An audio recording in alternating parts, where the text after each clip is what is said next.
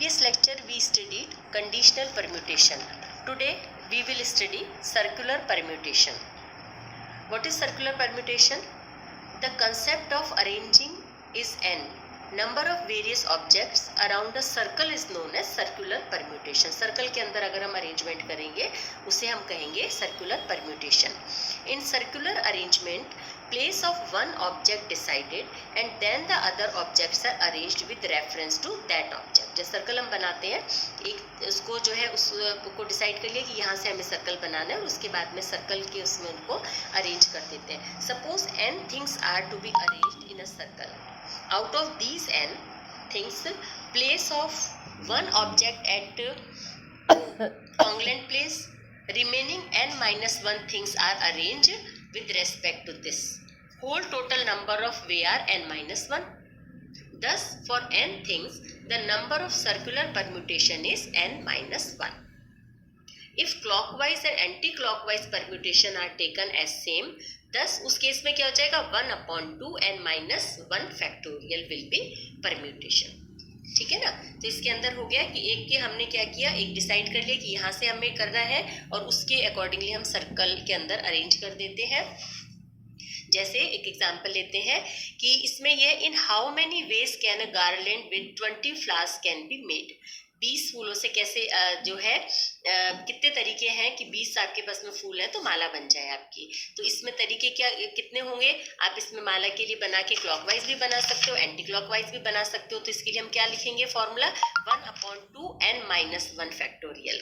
सो 1/2 bracket में 20 minus 1 factorial is equal to क्या हो गया फैक्टोरियल 19/2. अब इसको सॉल्व कर दो, वो आंसर हो जाएगा. सॉल्व करने का तरीका पता है, फैक्टोरियल 19 का मतलब क्या है 19 इंटू 18 इंटू 17 इंटू 16 इंटू ऐसे 1 तक चले जाओ, उसको मल्टीप्लाई करोगे अपॉन 2, जितना आंसर आएगा वो हो जाएगा. इतने तरीके हैं इसको अरेंज करने के. ठीक है.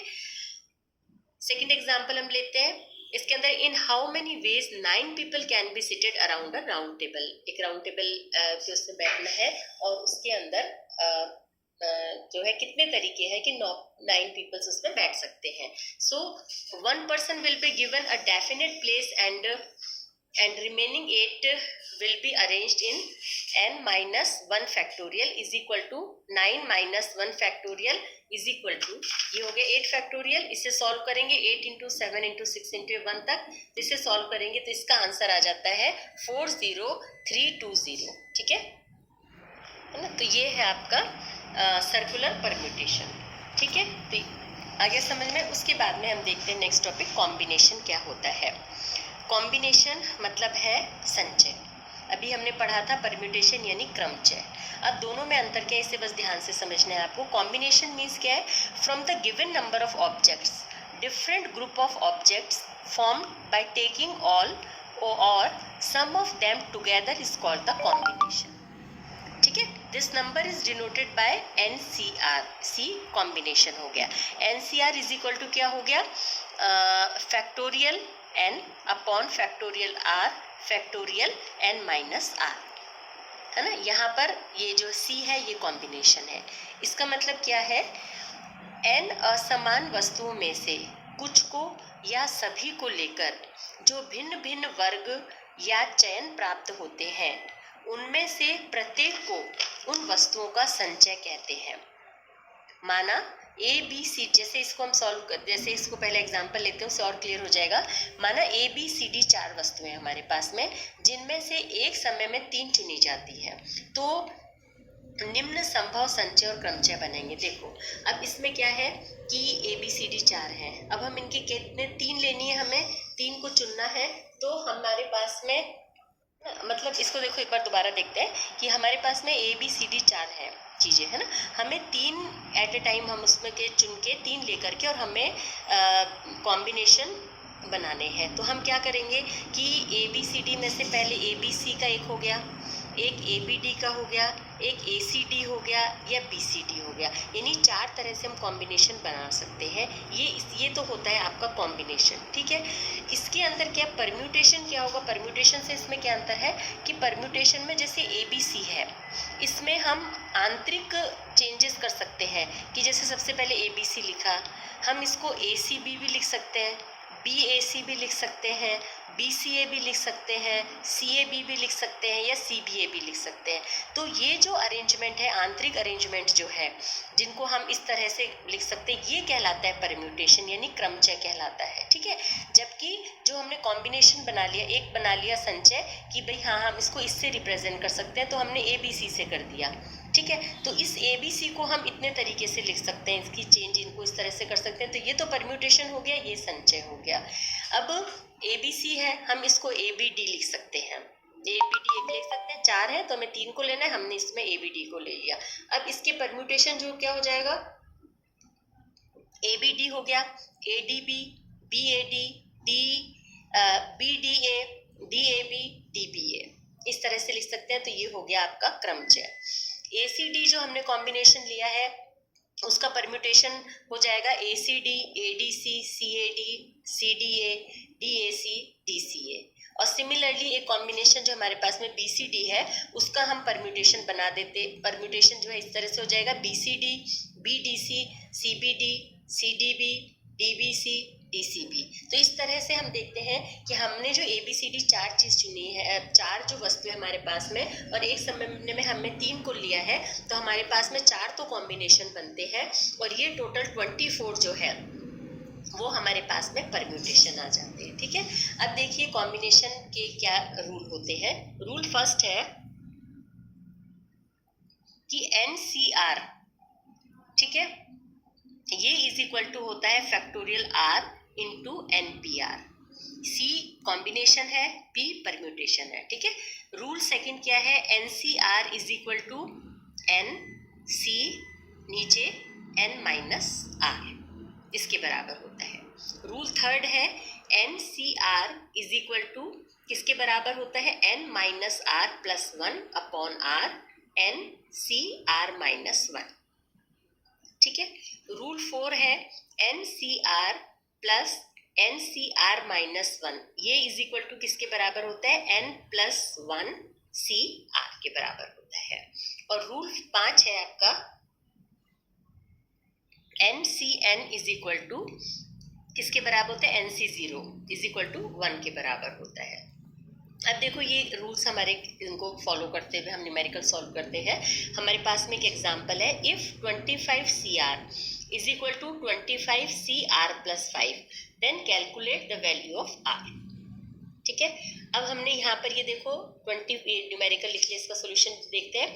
25CR is equal to 25CR plus 5 है। अब यहाँ पर ये जो है हमारा, इसे हम इस तरह से भी लिख सकते हैं 25C 25 minus R is equal to 25CR plus 5, ठीक है। तो ये किसके बराबर हो गया, नीचे वाले ये देखो 25 minus R is equal to R plus 5, तो ये इस R को इधर ले जाओ तो ये हो गया 2R इज इक्वल टू 20, ठीक है। तो R इज इक्वल टू 10। आया समझ में, इस तरह से इनको सॉल्व करते हैं। अब नेक्स्ट लेते हैं हम एग्जांपल 2 है कंप्यूट 10C3, इसे सॉल्व करना है। 10C3 लिखा हुआ है तो सिंपल है, ये 10 जो है ये ऊपर वाला तो ऊपर ले लो, 10 इंटू 9 इंटू 8 3 बार लेना है अपने, 3 है मतलब 3 टाइम्स, तो 10C3 इज इक्वल टू, इसको यहाँ 3 बार लिख लिया, 10 इंटू 9 इंटू 8 अपॉन इधर से करो 3 इंटू 2 इंटू 1, इसे सॉल्व कर दो तो ये आ जाता है आपका 120 का आंसर हो गया, ठीक है। अब हम एक एग्जांपल और लेते हैं। ये एग्जाम में इस तरह के बहुत एग्जांपल पूछते हैं। जैसे एग्जांपल है, 4 खिलाड़ियों में ताश के 52 पत्तों को कितने प्रकार से बांटा जा सकता है जबकि प्रत्येक को 13 पत्ते दिए जाए, ठीक है। तो अब इसके लिए हम देखते हैं कैसे करेंगे कि अरेंजमेंट देखें कि यानी कि हमें क्या करना है, अपने ये निकालना है कॉम्बिनेशन। तो अब इसको देखो इस तरह से सॉल्व करते हैं, स्टेप बाय स्टेप। देखो, पहले खिलाड़ी को 52 में से कोई भी 13 पत्ते मिल सकते हैं, तो 52C13 हो गया इसका, ठीक है। तो अब बचे कितने, 13 तो निकल गए, 39 बचे।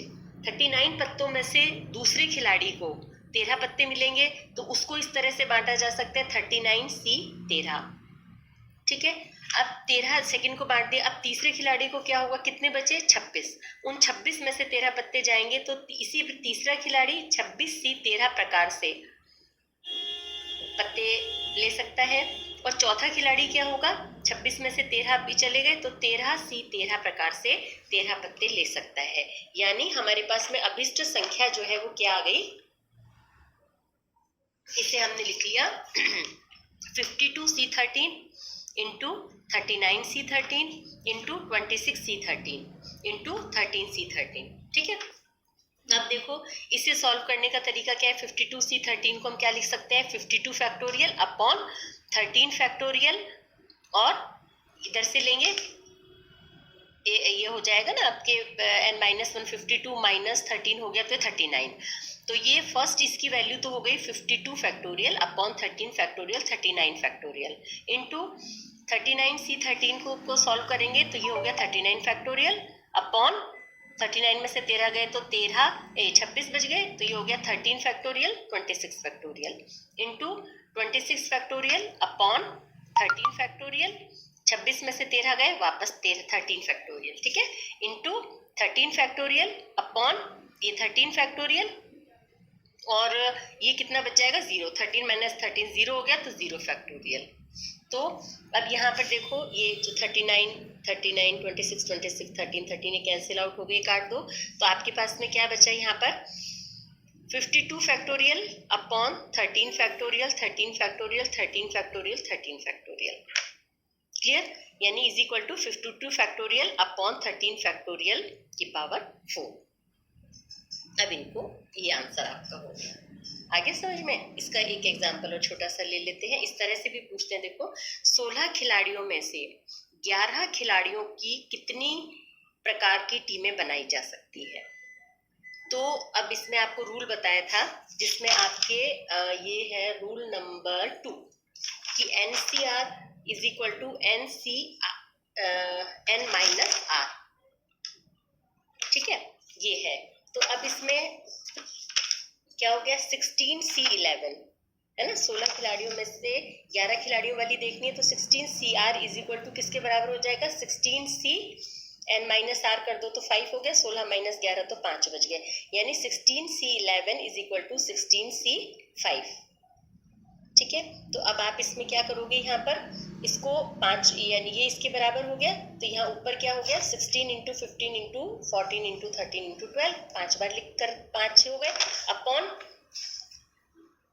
इसको कर दो 5 इंटू 4 इंटू 3 इंटू 2 इंटू 1, ये हो गया आपका। इसको सॉल्व करोगे तो ये आ जाती है आपके 4368। तो इस तरह से हम कॉम्बिनेशंस बनाते हैं, परम्यूटेशंस बनाते हैं, और इनके रूल हैं, इन्हें फॉर्मूले आप याद करो, उससे हम इनके न्यूमेरिकल्स को सॉल्व करते हैं।